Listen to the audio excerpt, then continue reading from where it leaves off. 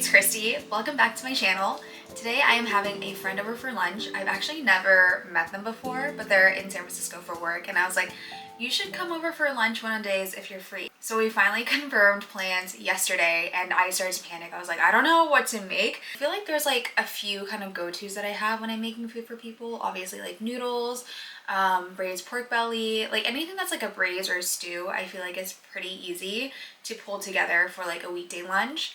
I decided that I'm going to make noodle mian or beef noodle soup for them. So yeah, let's make some beef noodle soup.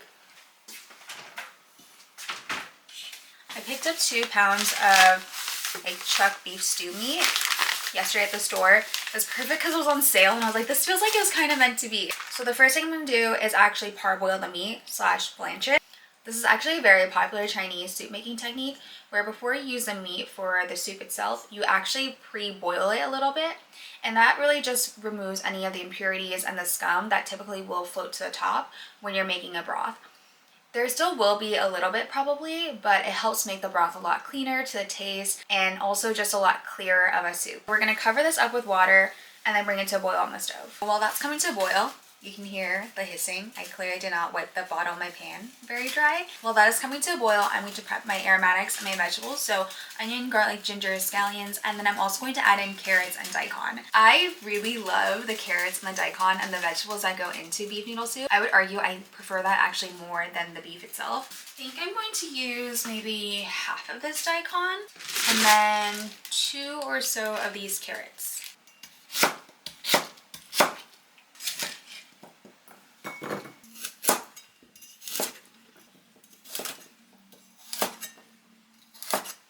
Next thing we're going to do is prep the spices.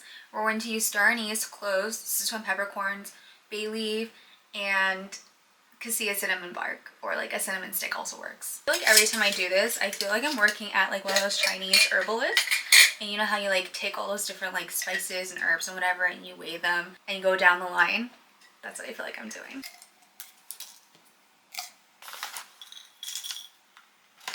I'm going to load the spices all into this tea bag that I got from Amazon a while ago. You can also use a spice bag, tie up like a piece of cheesecloth.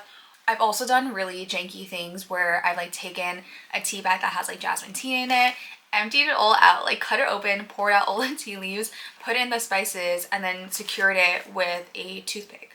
That actually worked pretty well. If you have nothing else at your disposal, I would suggest that method.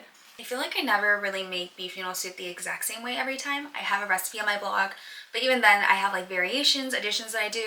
Today I'm going to do 2 additional things. I'm going to add in a little bit of tomato paste after I'm done kind of sauteing down the aromatics. And then I'm also going to add in a little bit of doenjang, just to give it a little bit more like acidity, sweetness, heat, umami.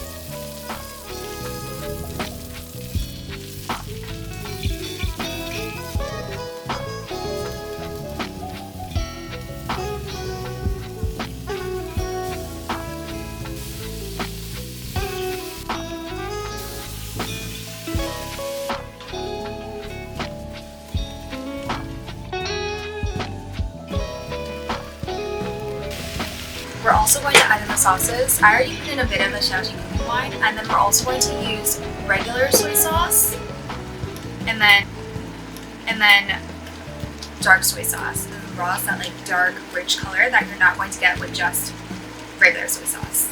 Toss in the spice bag.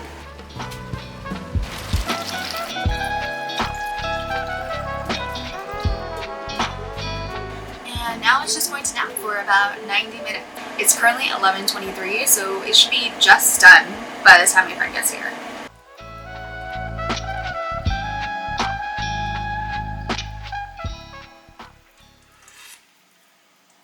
Ooh, okay, that's pretty good. I feel like the beef flavor still isn't quite strong enough. I think the last 30 minutes will be good for it.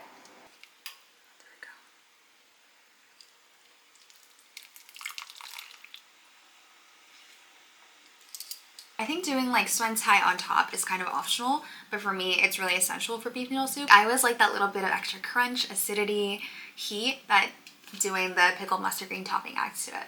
I'm actually trying to make my own suan cai. So this is the mustard green, and this is just in a salt solution It's only day 3, so the lactic acid fermentation is probably just starting to kick in. I think hopefully it'll be done in 1 to 2 weeks.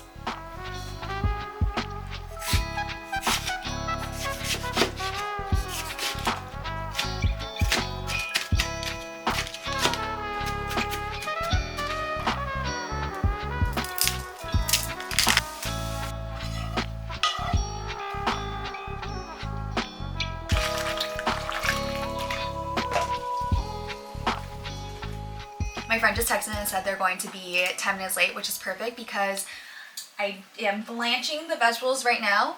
After that, the noodles need to cook for about 5 to 6 minutes, which means I am going to be done right when they get here. Noodles, I am using mian, which is a thin wheat noodle. You might have seen me use this in my jjajangmyeon video as well from a while back. It is my go-to. I feel like it has a really good chew and bounce to it. Typically, I get the Senshi brand, but not all stores will carry that, so I found that this is a pretty good secondary option.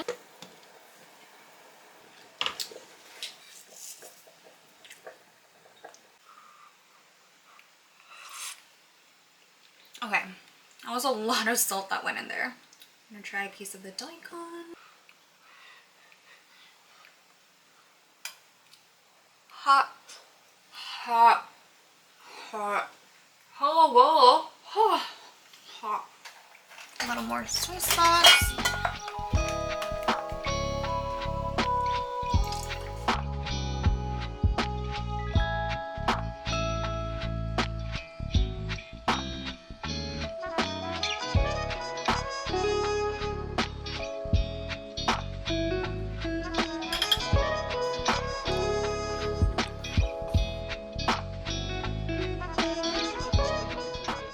My friend just left. My camera battery totally died like right when the noodles were done and I was assembling everything, so I didn't get any footage of lunch, but it went really well. Like they had 2 bowls of beef noodle soup, which I feel like is always a good sign when people want seconds. And they were also saying how they love soup. Like in college at the dining halls, they would just have 6 bowls of soup for dinner. So I feel like it was a perfect thing to make. Anyways, I'll put the link for the recipe down below. I'll also add notes for the doenjang and the tomato paste that I used. And I hope you get to make beef noodle soup for a friend soon. Thank you so much for watching. I will see you back here soon. One of the really funny things that happened was I texted me yesterday and they were like, what can I bring? Drinks, dessert? And I was like, nope, just bring yourself.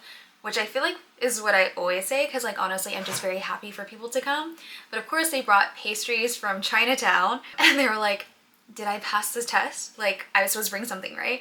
And I was like, no, you just proved that you're hella Chinese. Because I feel like every Chinese person knows that even if somebody says just bring yourself, you bring something. Like I could not go to somebody's house empty-handed, especially somebody I'm meeting for the first time. And I feel like it's just ingrained in our culture and upbringing to be that way. Is that something you do in your culture? Or is it just like a hella Chinese thing?